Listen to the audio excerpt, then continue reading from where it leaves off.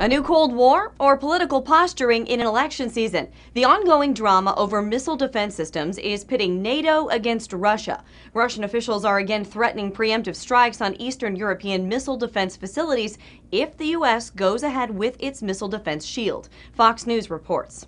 Washington is pushing for a NATO plan to deploy missile defense elements across Europe.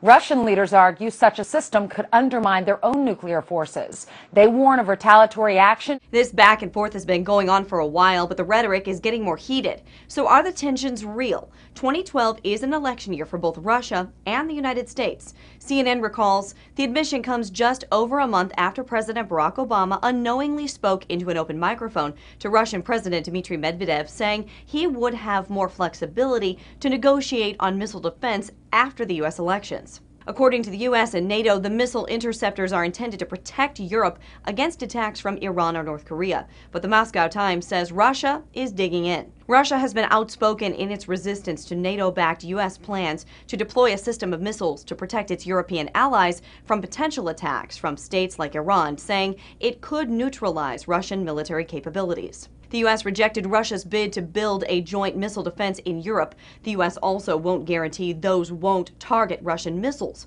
Russia today says mistrust is building.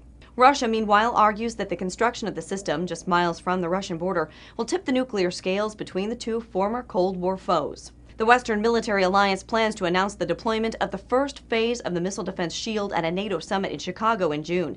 Russian elections took place in March, but U.S. elections obviously won't take place until November. For Newsy, I'm Megan Murphy. Multiple sources, The Real Story.